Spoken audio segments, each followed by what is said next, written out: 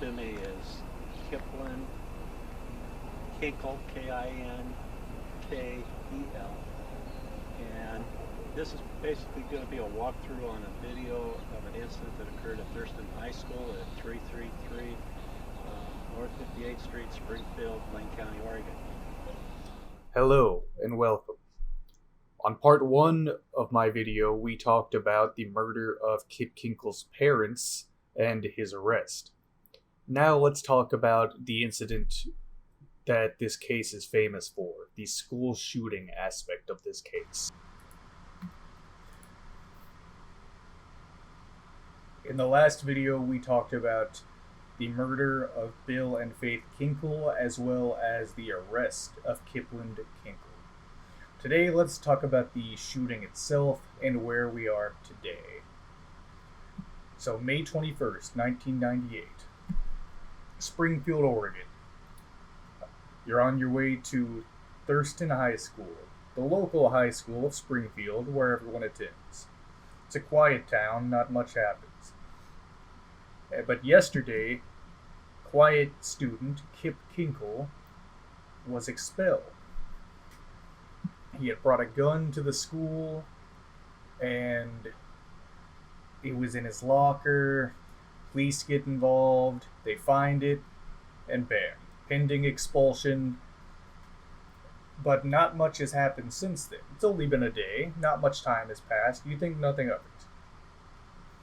But around 7:30 a.m., Kip Kinkle would certainly be thinking about it. He had not slept. According to his own words, he had not slept since the murder of his parents. He had stayed up all night preparing. What he'd been doing was making bombs, which he would put around the house, and just writing his letter, getting everything ready for the big moment. So he drives to the school. He's dressed in a long trench coat. He has a backpack, ammo, and 3 guns.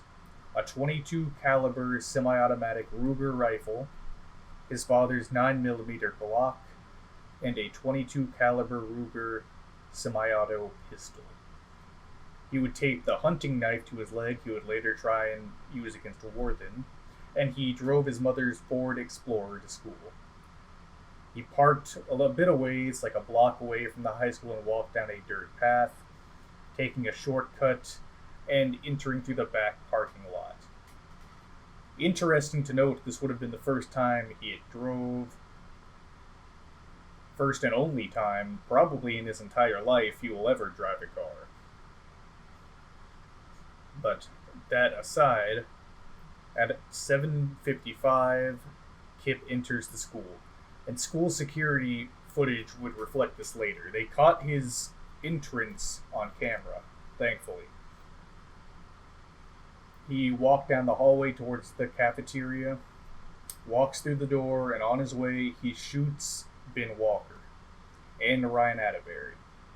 Now, I want to clarify, Ben Walker, despite being shot here, would not immediately die.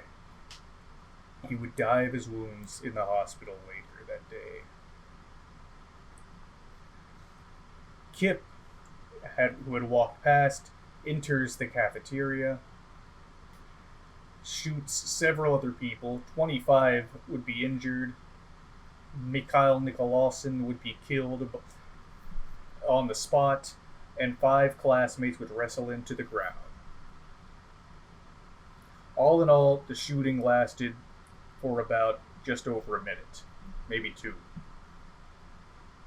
And because of a 2-minute shooting, 2 students had been killed and 25 were injured. I just want to repeat that. It bears repeating.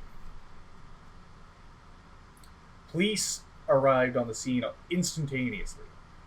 I want to make a note of that because that would not be the case in some later shootings. Police response time has been a very big issue with school shootings, and basically, this is a remarkable one. Now, Officer Dan Bishop, who was first on the scene, was practically at the school already. Well, not practically, he was at the school already, but Thankfully, he was on the scene, immediately just reacted to it, goes there, and he finds all the kids on top of Kip Kinkle. One of them being Jake Riker, the hero that I talked about in the last video. So, about 8:04, Kip Kinkle is placed in custody by Dan Bishop. Kip would say, "I just want to die," and would basically beg everybody, just let them kill me, please. So Bishop would transfer custody of Kip to Detective Jones, the first detective to arrive on the scene. Jones would then transfer him to Al Warden, the same man who had arrested him the day before. Or rather, interviewed him. Al Warden had interviewed Kip about his expulsion. So literally just one day prior to the school shooting, he had talked to this kid and let him go.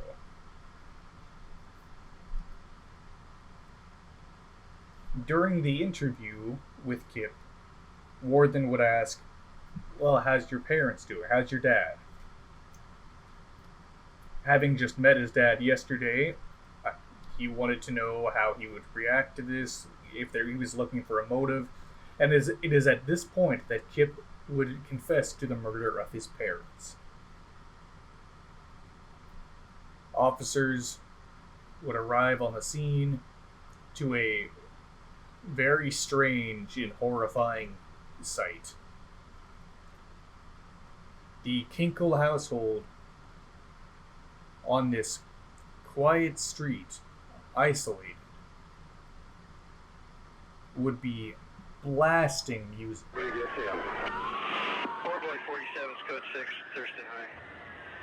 There was some concern as to the welfare of his parents. Well, we can tell upon approach that there's loud opera type music playing, and it's very loud, and it's to the point of being distracting.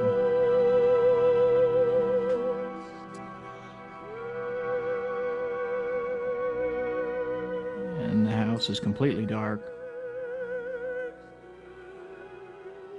We notice only one vehicle in the driveway. That's a Volkswagen van, and for all intents and purposes it appears that no one is home. And the first open door we come to was in front of the residence on the main floor.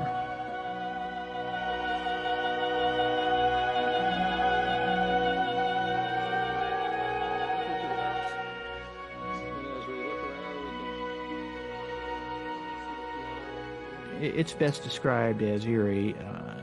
The music's coming from somewhere on the right of the room. There's a fireplace on the left of the room. There's a smell of wood smoke from an open fireplace. The room is cool, and you can tell that it's probably heated with wood, so it's got a cabin type, or except that it's really kind of, it's eerie. It's dark, the music's loud, there's bullets on the floor. So rounds, looks like most of all 22 rounds. It's to the point where we are yelling over it. We're trying to announce ourselves that we're the police, we're here, to whoever may be in the residence, and you have to yell to be heard over that music.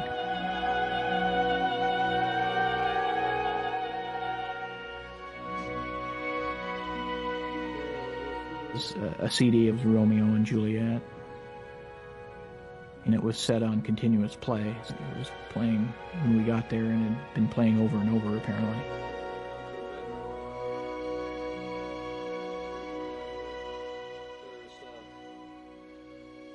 There's blood spots on the carpet. And you have some indication that Bill and Faith Kinkle are going to be dead.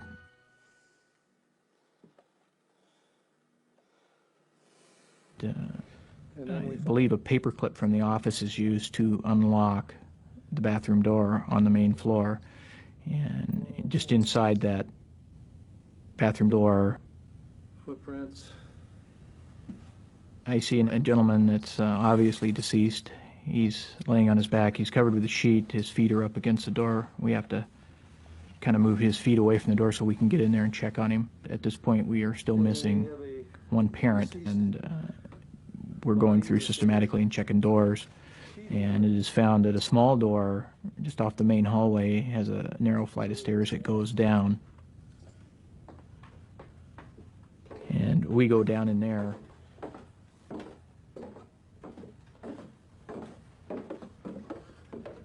And there's evidence on the floor. There's a considerable amount of blood on the floor. And on the basement floor, on the concrete, we find Faith Kinkle. She's also deceased and covered by a sheet.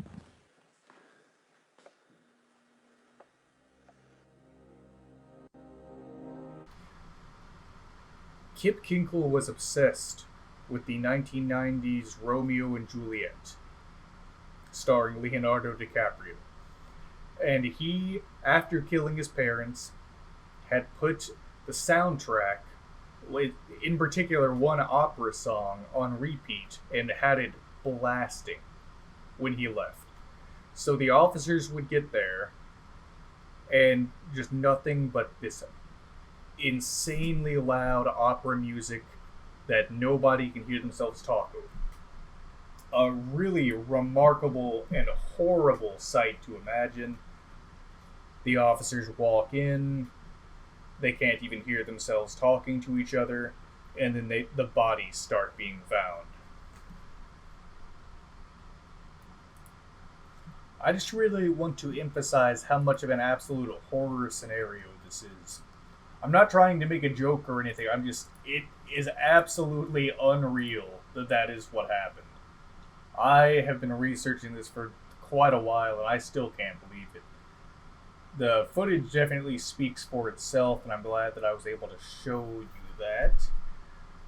But anyway, so after the horror scenario ends, we jump back to the interview. So, Warden is interviewing Kip, and Kip keeps repeating kind of the same thing. He has a very, very notable line where he says, "God damn these voices inside my head." So you're starting to see the defense that Kip is going with. So basically what happened is Kip Kinkle, in the letter that he wrote and the statements he would make to police, and still maintains today, is that he had been hearing voices. Now, I will pick that up later, but I just wanted to point that out to you. While they find the bodies of Bill and Faith, police find all these live bombs in the house. It's nothing major, but there's enough that they evacuate nearby houses, and Sergeant Jim Fields would later detonate several explosive devices at the home, and he would find a store of bombs that just hadn't been finished, like inactive bombs in the crawl space and underneath the porch. Kip had pretty much been intending to blow up the house. So, with all that out of the way, we jump to May 22nd, Kip's arraignment. So, just the next day. Kip would be charged with 4 counts of aggravated murder. On June 16th, 1998, Kip Kinkle would be indicted. He was indicted on 58 felony charges, including 4 counts of aggravated murder. And on the 24th of September, he would reach a plea agreement. Kip pled guilty to 4 counts of murder and 26 counts of attempted murder. Let me speak about that for a minute. So, while this is going on, Kristen Kinkle returns from Hawaii. Kristen finds out about what happened, the death of her parents, and how her brother had killed both the parents and 2 students, as well as attempting to kill many others. However, Kristen Kinkle is a dedicated sister. She still loves her brother, and it was at her behest, according to Kip, that he would take this plea agreement. Kristen would plead with him don't drag it on, don't make it worse than it already is, basically. And she would even write a letter to the judge in which she would beg for leniency. At the sentencing hearing, which took place on November 2nd, or rather, it was around November 2nd, there was a 6-day hearing that included the testimony of psychiatrists and psychologists who interviewed Kip, the victim's statements, his sister's statement, and Judge Jack Madison would sentence Kip to 111 years in prison without the possibility of parole. Now, since then, Kip Kinkle has fought that. To no avail, might I add. Many shootings have happened since then, and in fact, by the time that the sentencing had happened, that was November 2nd of 1999, by the way.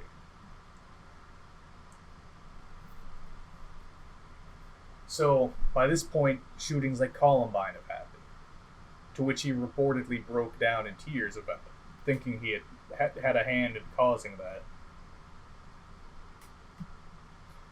Kip Kinkle's case is extremely bizarre. Partially for the reasons I've told you, and partially for what we are getting to now. So, at the sentencing hearing, and I apologize for earlier, this began on November 2nd. And the several psychiatrists and psychologists, well, they would eventually testify. He was examined by several psychologists and psychiatrists. And eventually, many of them would come to the conclusion that Kip Kinkle was a paranoid schizophrenic. That would explain the voices in his head. That would explain why this happened, why he reacted the way he did. Now, whether or not he actually is paranoid schizophrenic is somewhat debated, because one thing that's very interesting to note is that Kip's actual therapist he'd been seeing in the months before the shooting would say that he had no notion of that. Kip never talked to him about any voices or showed any signs of paranoid schizophrenia. So, it's a somewhat debated topic, but I felt it was important to point that out. So, I want to talk now about the post-Columbine world. So Columbine, April 20th, 1999, definitely shook the world, and in particular the US, and changed a lot of the debate around school shootings. It was the first really widely publicized, talked about school shooting. So how does this relate to Kip Kinkle and Thurston? So Thurston had happened the year prior, almost exactly a year prior. It was 11 months prior. And as I pointed out earlier, Kip would freak out when he heard about it. He basically was scared he had caused something about it. And the post-Columbine reaction really changed the way people look at school shootings, I would say. Or at least made it more widespread. So one thing that's notable about this case is, and I mentioned this earlier, the police response time. They were on that. Now, admittedly, the cop was already there, but when compared to, just as an example, Columbine's police reaction, which was atrocious for those of you who don't know, it's very interesting to note. Also, they had Kip out of there really fast. So that's standard procedure. When a shooting like this happens, the paramedics cannot get in to treat people until the site is cleared. So the only way to clear the site, considering Kip Kinkle was still alive, was to get him out of there. And that was why the frisking was inadequate, which would lead to him having the knife and attacking Al Worthen. Now, thankfully, Detective Worthen was unharmed by that, and they were able to just pepper spray Kip to subdue him, that's still definitely an oversight. So, how have things changed since Thurston? Well, regrettably, not much has changed, except a lot more shootings have happened.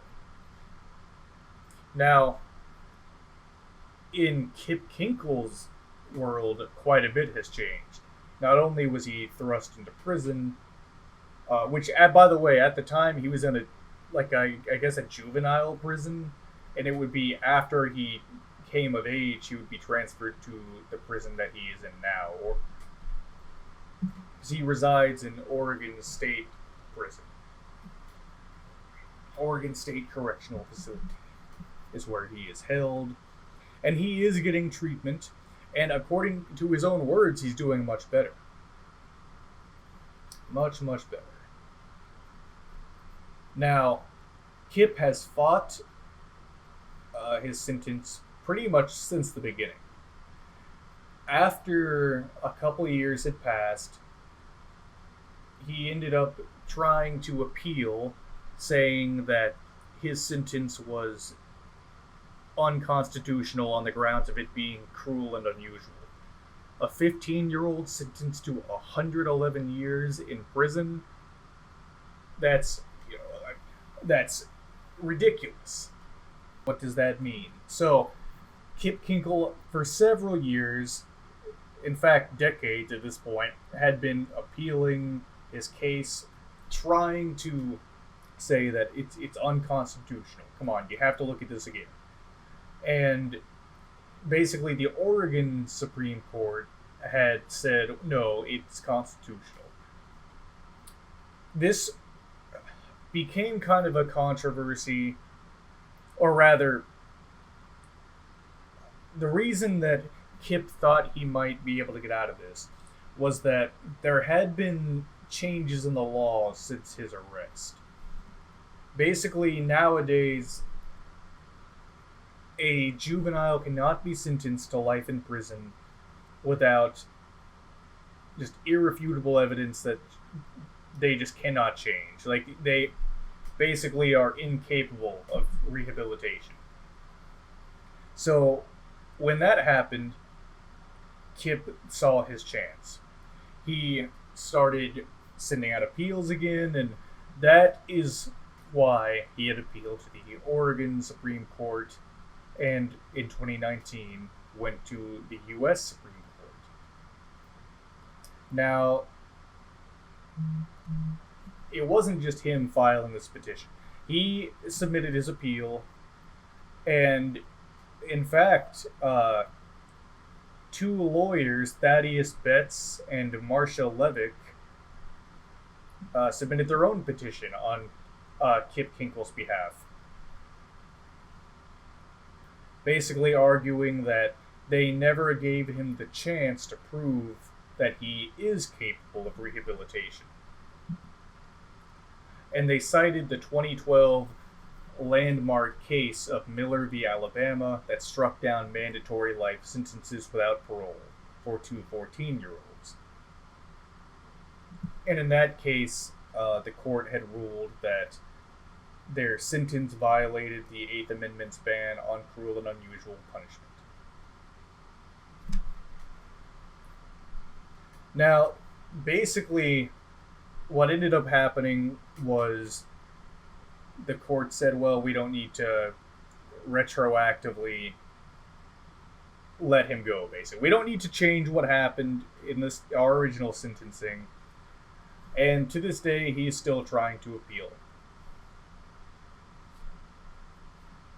Just recently, earlier this year, Kip spoke for the first time publicly to Huffington Post, which I definitely recommend you all check out because there is so much content there. I can't even fit it all in this video. But basically, Kip Kinkle has moved up since prison.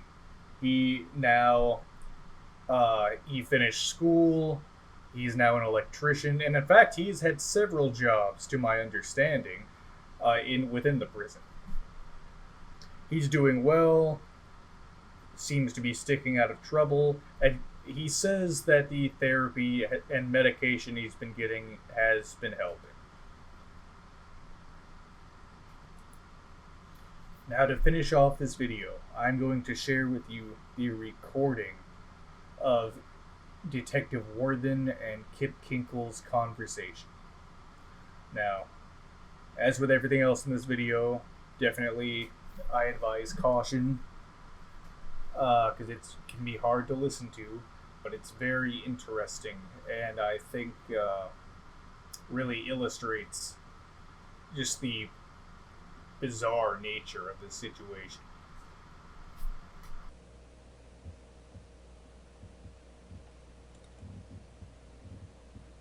Today's date is Thursday, May 21st, 1998. The time is at 9:51 a.m. This will be a taped conversation with the last name of Kinkle, Kinkel, first of Kipland, Kipland, middle of Philip, Philip. Date of birth, 8/30 of 82.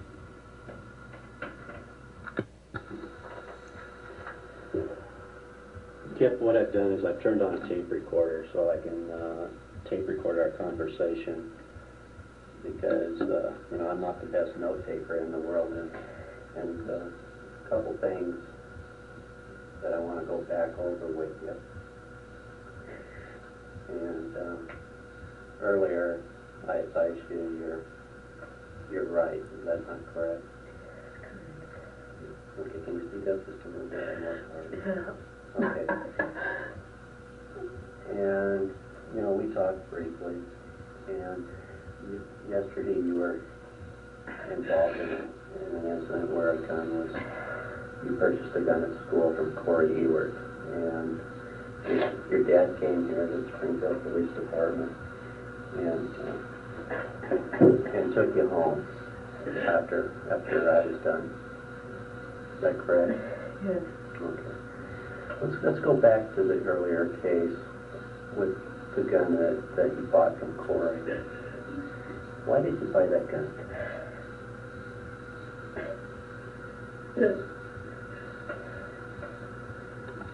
Remember why you bought the gun?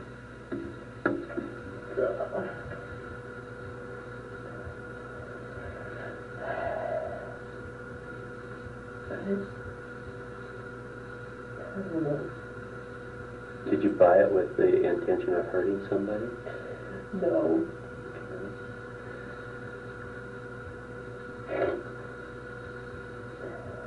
Had you and your dad discussed whether you should own a gun or anything like that? Yeah. Okay. And he said what? Well, better if I didn't. He said what? It's kind of complicated. I don't know. Okay. Do you think that you were too young for a gun? Yeah. Right. I don't know what's wrong with me. Okay. My head just doesn't work right. Okay. Why doesn't it work right? I don't know. I'm kicking. All right. When you brought the gun to school yesterday, or when you purchased it yesterday, did you know that was the right thing to do or the wrong thing to do? I knew it was the wrong thing. You knew it was the wrong thing to do? Yeah. Okay. But you didn't have any intent yesterday, or at least that's what you told me yesterday, of hurting anybody. Is that correct? Right. Okay. So, when you got home with your dad, is Dad angry with you? Yes. Okay. And you left here just around noon, I believe. So, did you go straight home? We stopped at Burger King. You stopped at Burger King? That's the one out there at 58 and Main. That's Mohawk. You went to the Mohawk Burger King? Okay. So, do you know what time it was when you got home? 1 o'clock, 1:30. Okay. Tell me what happens when you get home. I had no other choice. I couldn't.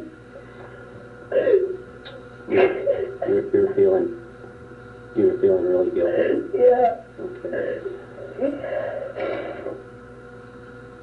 So, your dad has guns, right? Because And where does he keep his guns?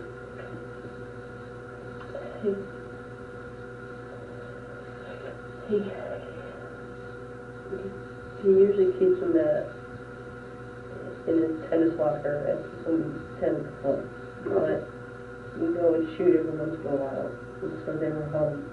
Just time. Most of the time they're not home. Only the rifles are there. So only the 10-22 Ruger rifle is Yeah. there? Mm-hmm. And where was that at? I had that in my room. You had that in your room? Mm-hmm. Was it loaded or unloaded? I loaded it. It was unloaded. So the ammunition was in your room as well? It was in my parents' room, but I went and got it. Okay. So was your dad, did he hit you or anything like that? No. Okay. Was he yelling or out of control or? Yes, I couldn't let my... I had no other choice. God. You told me earlier he was in the kitchen. Yeah. And was that around 4 o'clock? Or could it have been earlier? It was earlier. You think it was earlier? I'm not sure. Okay. Let me ask you this. What? Had I been a visitor in your home, would you have shot your dad? I don't think so. You don't think so? I don't know. It's just... I had no other choice. He was saying I was... He was saying all that stuff that kind of... He was saying a lot of negative stuff about you. Like what was he saying about you?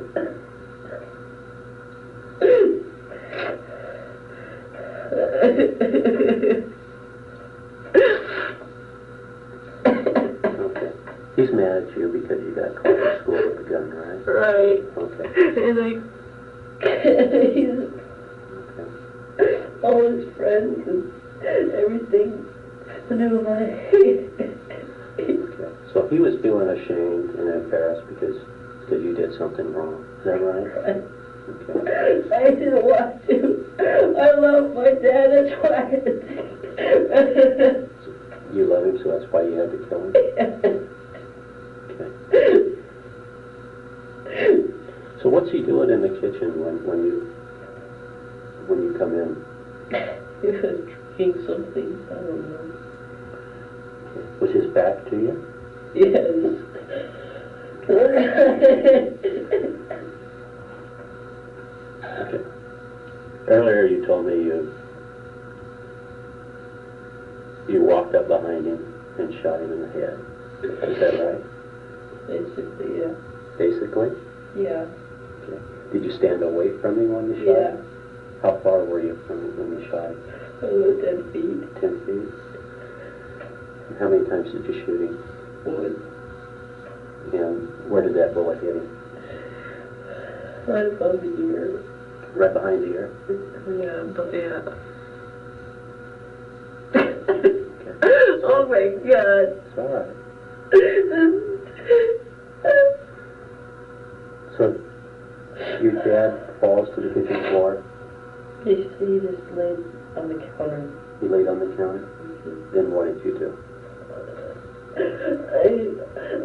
didn't know what to do, so I dragged him into the bathroom and I put a white sheet over him.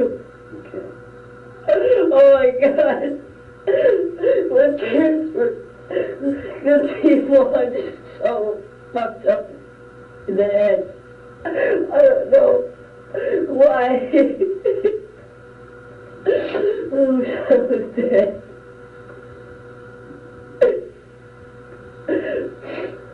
do you do from the time that you put the sheet over your dad and your mom comes home?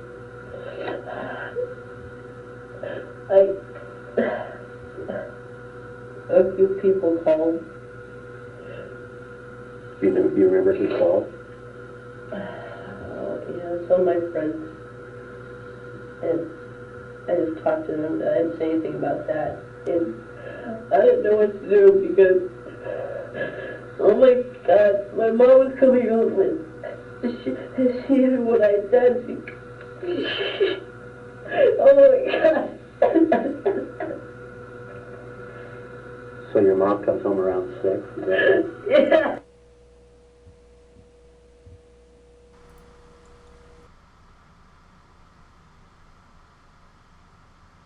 Now, with all of that out of the way, and now that you have listened to Kip's confession, whether or not you believe his story is entirely up to you. I'm just here to present the facts. But I definitely would like to extend my condolences, and I hope that this video has been informative to you. I plan on making more videos about incidents like this. I want to kind of document as many as possible and make them more well known. Because there's definitely a lot of misunderstandings about school shootings, and I would be interested if I could compile tons of them to compare them and see if maybe that information would be useful to somebody. Whether it's psychologists looking for common links, or even if it's just keeping in mind that there's more to school shootings than just Columbine, or Sandy Hook, or Parkland. All of those are important, but I just want to keep in mind that a lot more people are affected by this, particularly in our country, the United States, more so than most places. Now, do with that what you will. I'm not here to spark some kind of conversation about gun control or anything like that. I'm just here for the facts, and I definitely hope that anyone watching this has learned a lot, and that this can contribute to some kind of meaningful change. This has been Large Lemon Fiend, and thank you for watching.